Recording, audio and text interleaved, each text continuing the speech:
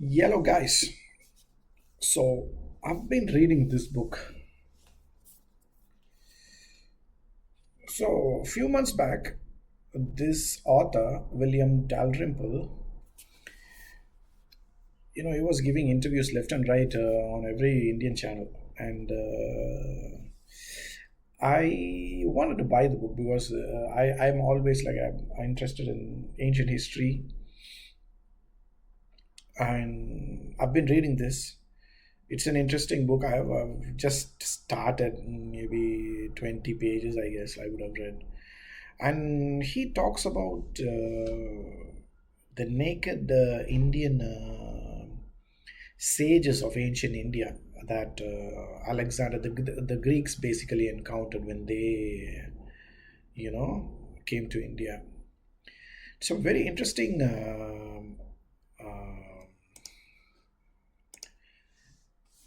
thing to read, like to know about these naked philosophers that lived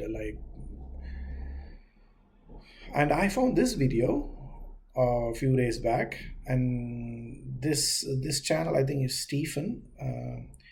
So I've watched two three videos in this channel, and then it's really good.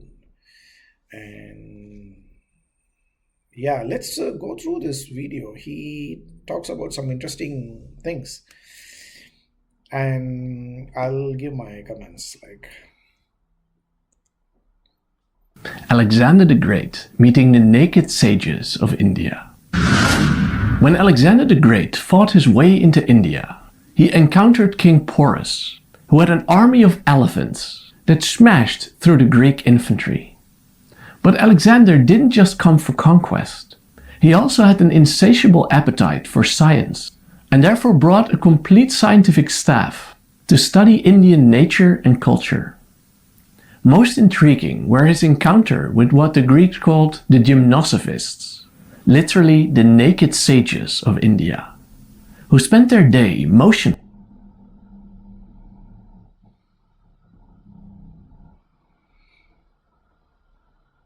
Okay, so they are not completely naked, I guess. So they wear something called a komanam in Tamil. Just a loincloth, I guess.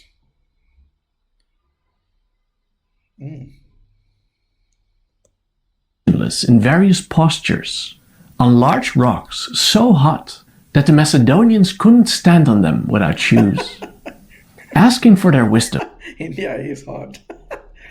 one of the sages responded that no one wearing the elaborate clothing of the Macedonians could be taught philosophy. The same sage, That would have been the world's first Indian roast. however, later decided to join Alexander on his travels.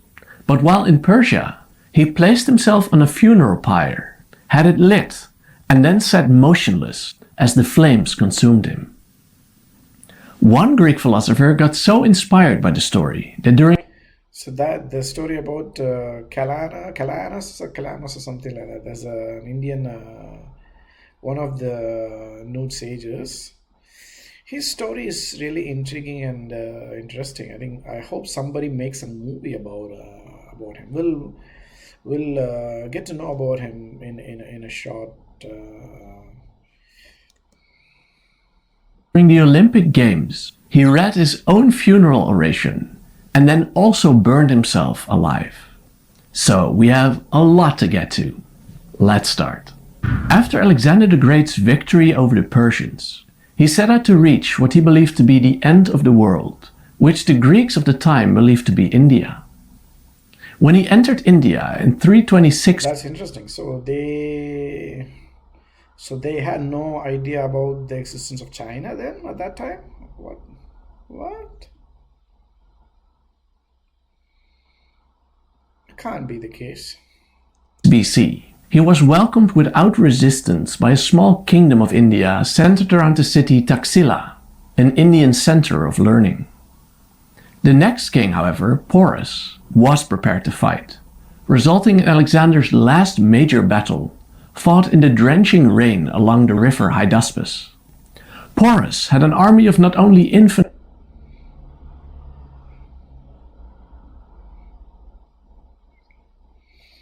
And I guess that must have been their first encounter with elephants. So elephants are native to India, I believe. If I could be wrong. So there's African elephants as well, I think, but I'm not sure if Alexander,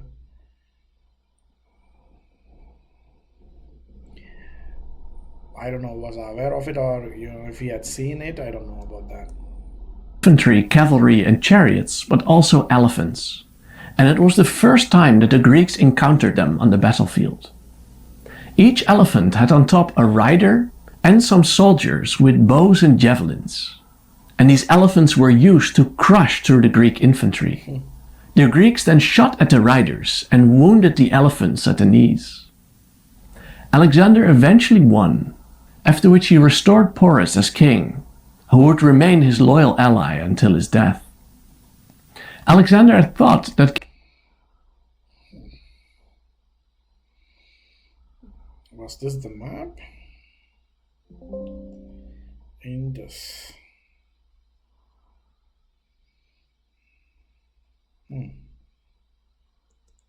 King Porus would be the last enemy on the edge of the world. But he soon found out that he had only discovered the first part of a much larger Indian subcontinent. This was a great disappointment to Alexander and also to his men, who hoped to be able to finally go home after 8 years of war.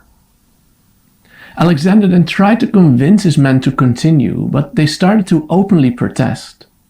Alexander was deeply disappointed, but eventually he gave in to the wishes of his men. Important for today's lecture was Alexander's stay at Taxila and his meetup with the gymnosophists, or the naked philosophers. Okay. We read in Strabo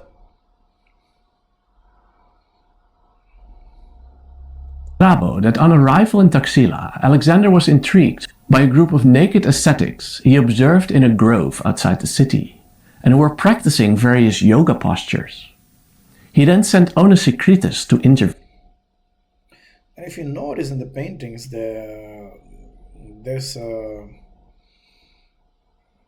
there's color differentiation. Some are dark skin and some are relatively fair skinned, right?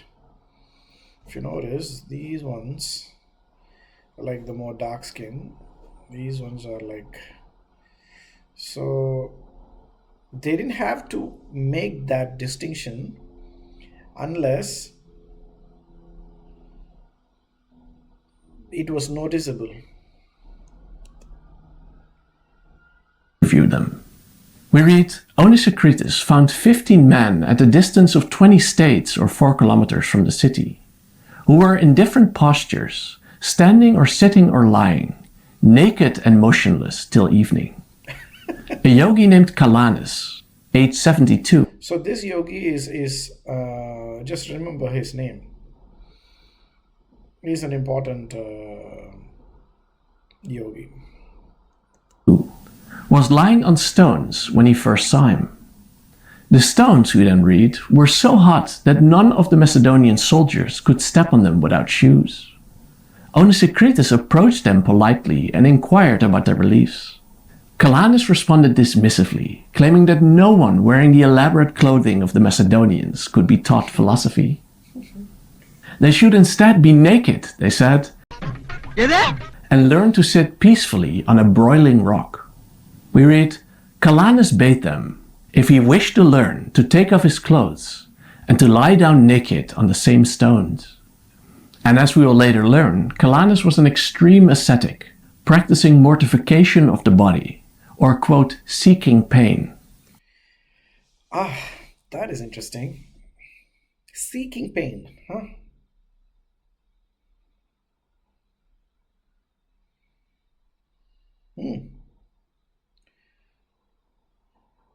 Now, I was under the impression that maybe he was beyond pain. It's just a perspective, I guess.